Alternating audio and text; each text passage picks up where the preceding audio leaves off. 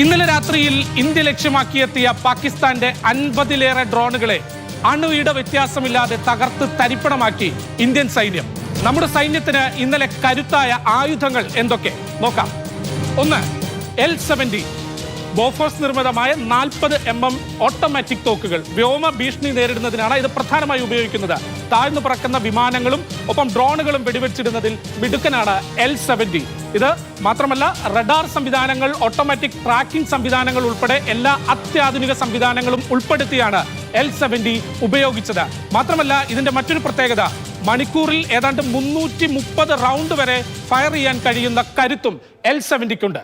ZU-23mm Soviet നിർമ്മിതമായ ഈ ഇരട്ട ബാരൽ ഓട്ടോമാറ്റിക് പീരങ്കി താഴ്ന്നു പറക്കുന്ന വിമാനങ്ങളെയും ഡ്രോണുകളെയും കണ്ടെത്തി നശിപ്പിക്കുന്നതിൽ വിദഗ്ധനാണ്.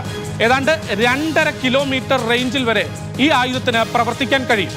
മറ്റൊന്ന്, ഷിൽക്ക സിസ്റ്റം. 423mm ഓട്ടോ പീരങ്കി ഘടിപ്പിച്ച ഈ വ്യോമ പ്രതിരോധ സംവിധാനത്തിന് 20 കിലോമീറ്റർ അകലെയുള്ള ഭീഷണി വരെ നേരിട്ട് തകർക്കാൻ കഴിയും. താഴ്ന്നു പറക്കുന്ന വിമാനങ്ങളെ നേരിടുന്നതിനും ഡ്രോണുകളെ നേരിടുന്നതിനും ഷിൽക്ക സിസ്റ്റം വളരെയേറെ ഫലപ്രദമാണ്.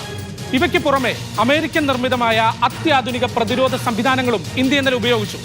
റഡാർ ഡിറ്റക്ഷൻ സംവിധാനങ്ങളും ഒബ്ജക്ട് ഡിറ്റക്ഷൻ സംവിധാനങ്ങളും ഉൾപ്പെടെയാണിത്.